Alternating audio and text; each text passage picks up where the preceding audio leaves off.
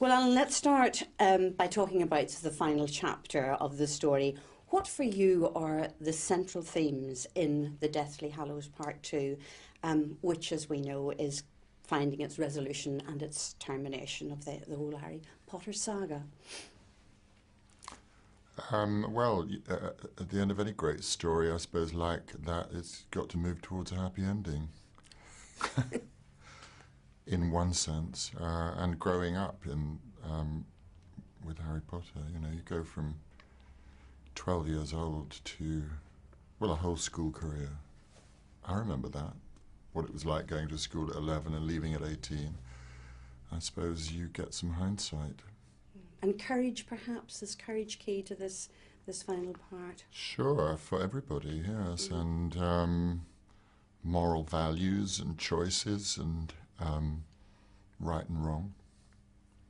How does the Deathly Hallows Part 2 feel in comparison to the rest of the series? I mean, in what ways have the dilemmas and the dangers and the darkness perhaps increased?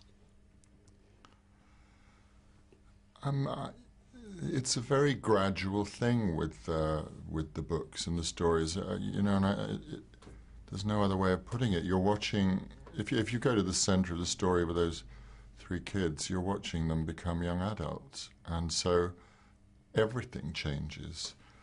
They're three little innocent faces, only 3 foot off the ground at the beginning, and then by the end they're meeting the adults more or less at eye level, and romance has entered their lives, and as I just said, choosing big choices in life. They're becoming adults. So it's incremental. It's not as if you can jump from one film, the one at the beginning, to the film at the end and say, well, this is different from that in these ways. It's very much an incremental piece of masterful storytelling. I know we don't want to give away too much about Snape, but I find a rather interesting line, which is, to burn with desire and keep quiet about it is the greatest punishment we can inflict on ourselves. And that's a line that might be familiar to you. It's from Lorca's Blood Wedding. It's not actually from Harry Potter, in which you appeared some years ago. Without giving away too much, how much light does that shine on Severus Snape in a way?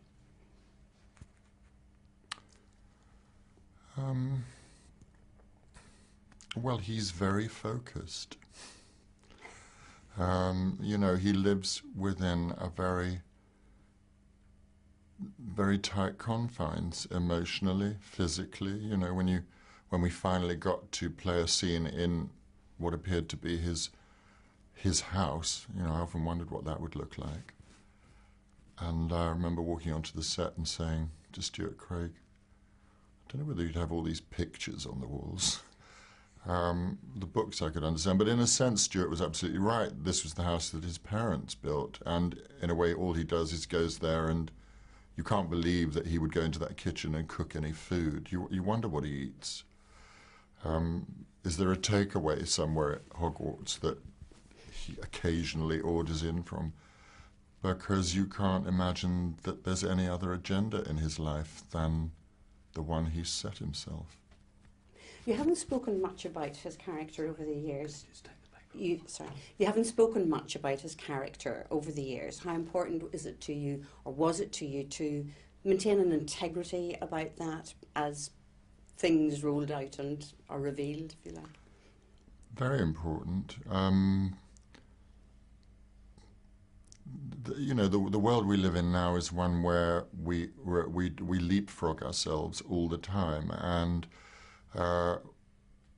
we have to give interviews about things before people have seen them, and so a lot of innocence is taken away from not just children, because of course grown-ups have been enjoying this series of books, but of course I come into contact with a lot of hopeful little faces clutching whatever is their latest copy of the book, being introduced, and we've all had this experience of being pointed out to children in the street or in some on a red carpet somewhere.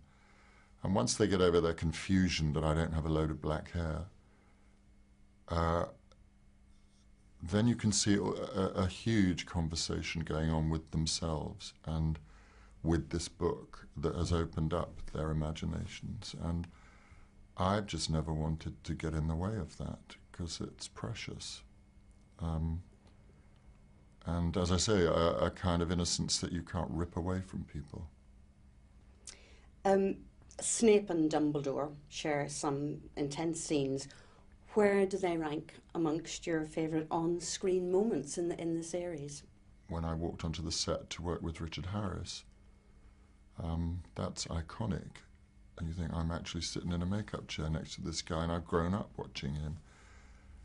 And then moving on to Michael. Similarly, when I was at drama school, an iconic figure to young actors. So there's that level to it, which is just that you're working with these people. And then there's a human level too, which is you get to know them. And Michael I knew a bit before anyway, but sitting in a makeup chair with Richard Harris and he's talking about Beckett and Shakespeare and Pirandello and then you go onto the set, Michael Gambon, you're always only this far away from him making you laugh. So, you're proud if you've got a take where he hasn't cracked you up. Well, Snape is only to say, turn to page 394 to have me quaking in my boots, never mind the children at Hogwarts. To what degree is the voice key to this forbidding character? Well, if you're playing somebody, you don't judge them. So I don't know about things like forbidding or scary or mysterious or any of that. You take the information you've got in the writing, and Jo Rowling's quite clear. She said he never raises his voice. Well, that's helpful. Okay, I'll do that then. Well, Dan, Emma and Rupert did admit a while back to being a little bit scared of you in real life as well, and yet anything that I've seen from the film, from the outtakes, you're laughing, you're in very good form. But did you keep a bit of a stern countenance for them for the sake of their dramatic art? I think there was nothing ever deliberate, but the nature of filming is that there's little or no rehearsal, you're straight into it. That means, and you're starting with 3 12-year-olds. And I walk onto the set with black lenses in my eyes and all black outfit and a black wig. And one thing I can say for sure is that as soon as I put that costume on, something happens. You can't be someone else inside that outline. It has an effect on me. And also you don't have time because you're looking for real concentration and you're trying to be as helpful to these 3 young people as possible.